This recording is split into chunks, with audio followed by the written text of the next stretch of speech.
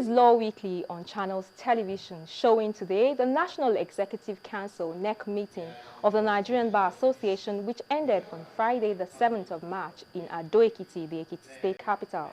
The NEC meeting adopted the electoral committee set up to midwife the elections of the NBA, scheduled for July this year. Also showing on the program today, an interview with the Attorney General and Commissioner for Justice in Ekiti State, Mr. Olawale Fakonda, on justice sector reforms in the state, plus a brief interview with Governor Kayode Fayemi. He has a message for the opposition as the state counts down to its elections later this year. All that and more coming up on this edition of Law Weekly. I'm Shola Sheyeli. Welcome.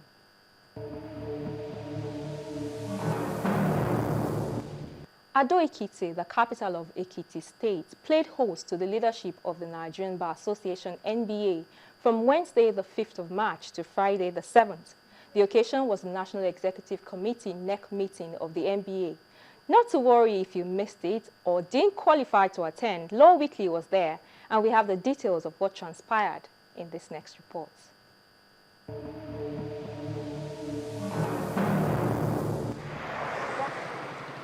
Welcome to Ekiti State, a state its people readily describe as the land of honor and knowledge. Ekiti State, southwest Nigeria, is the venue of this NBA National Executive Committee NEC meeting, which attracted about 400 lawyers. The NEC of the NBA is the second highest decision-making organ of the association, second only to the annual general meeting AGM. The AGM happens only once a year. The NEC, however, meets quarterly to deliberate on representative, regulatory, and public interest roles of the NBA. The membership of the NEC is made up of all national officers, past presidents, past general secretaries, branch chairmen and secretaries, branch NEC representatives, and co-opted members of the bar.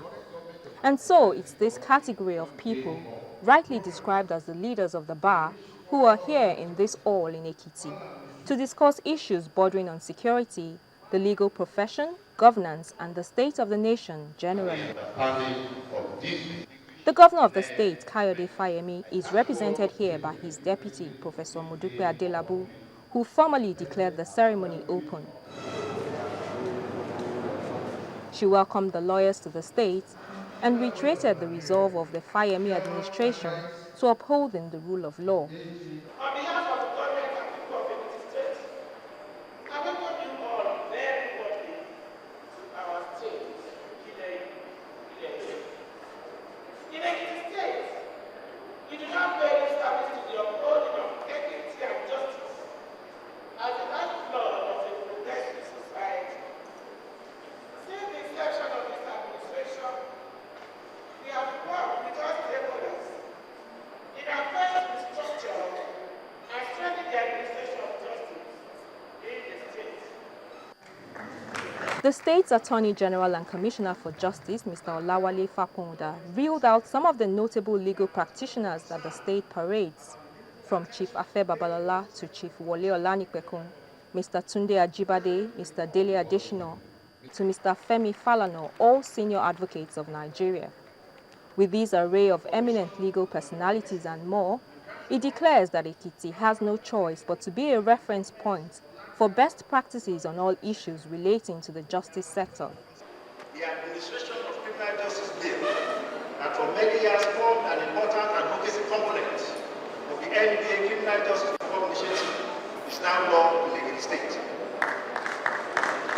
The gender-based violence bill that has been subject of back and forth debate in the National Assembly since 2000 is now law in Ekiti State.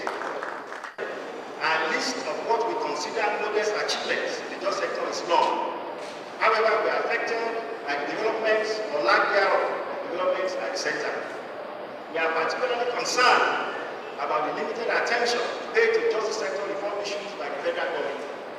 Mr. President, you may recall that the Nigerian Bar Association and many justice sector stakeholders have long campaigned for the need of an action plan on the administration of justice in Nigeria. The multiple competing federal and state agencies whose mandate relate to the justice sector makes the case for this plan.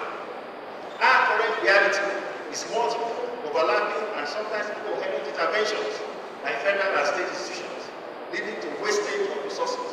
The Nigerian Bar Association should revive its leadership role in this campaign.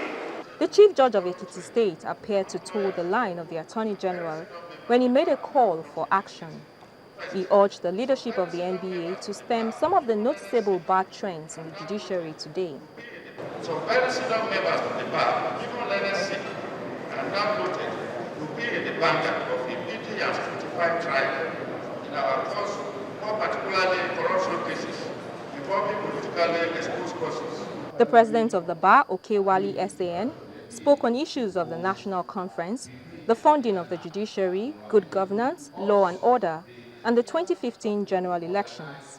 Over time, the MP has always been in vanguard of free and credible elections.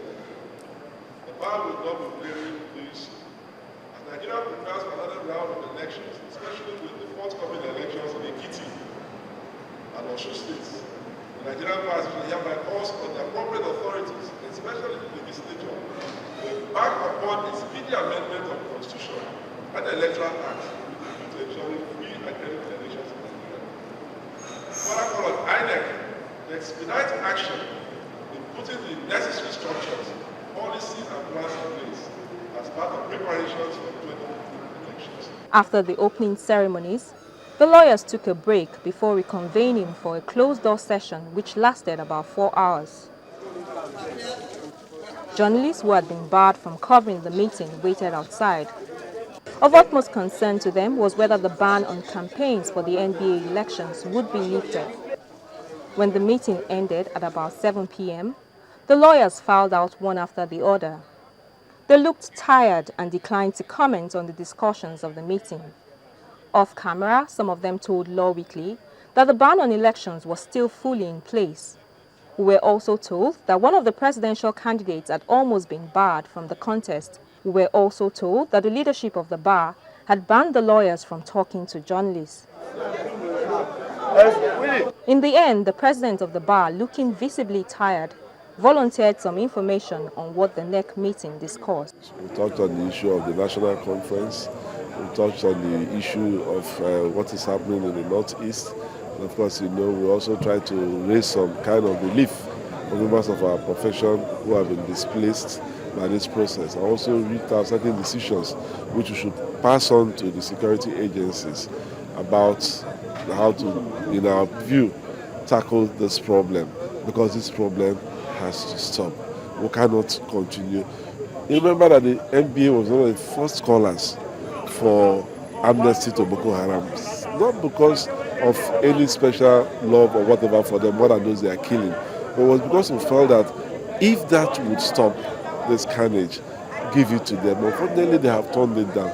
But we'll continue to call on them to please stop this carnage, stop killing innocent people.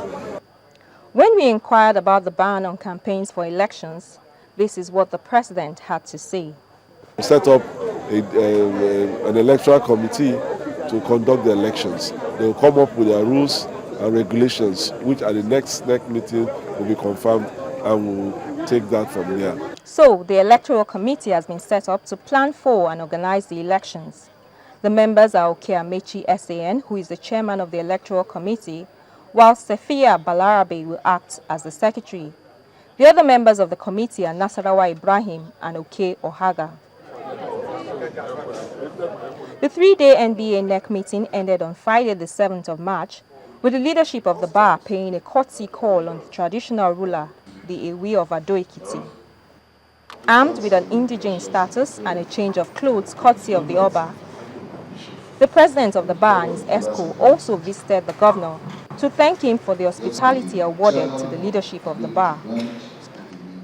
Law Weekly got an opportunity to talk to the governor, and we asked him what plans were put in place to give the state judiciary a first-line charge of funding to guarantee its independence. We're not averse in principle to first-line charge, but even when you have first-line charge, how has it operated? Bayelsa has first-line charge, probably the only state that has put it in motion. But again, it's dependent on the resources available. So even if first line charge goes through the State Assembly, and then you have a 40% cut from our federal account funds, just as we've been saying over the last few months, what does that first line charge translate to?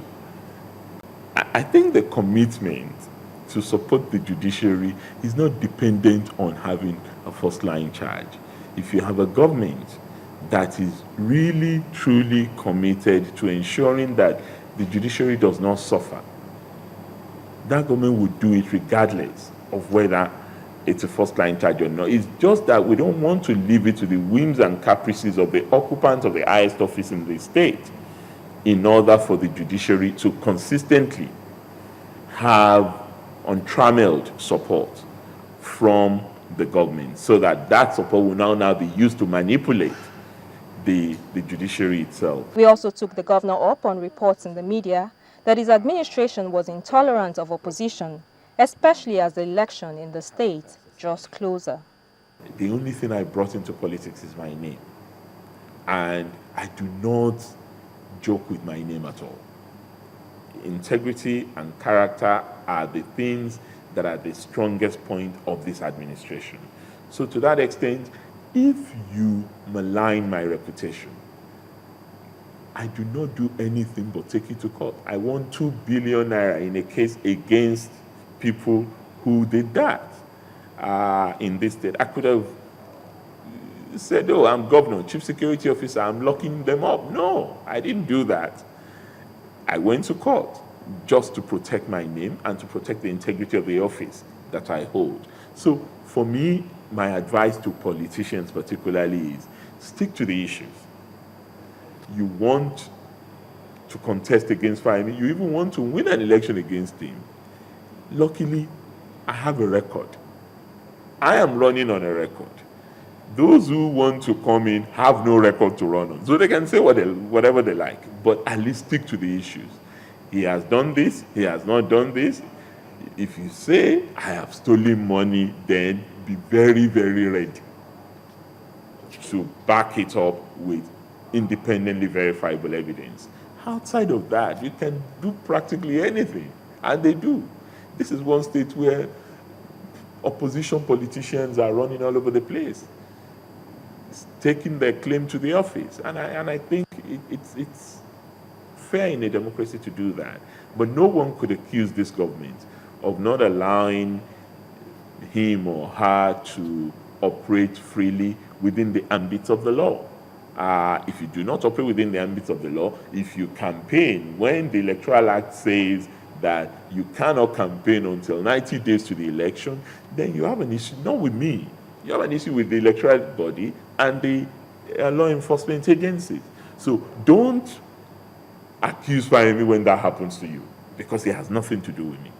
I am not campaigning, even with the state apparatus that is at my disposal. I am not campaigning. I'm not taking advantage of that. I'm sticking to the law because I'm a product of the rule of law. I wouldn't have been sitting before you if I had not pushed the frontiers of the justice that finally got me my mandate back. So I'm very, very jealous of that, and I always do everything to protect the integrity of justice and the rule of law.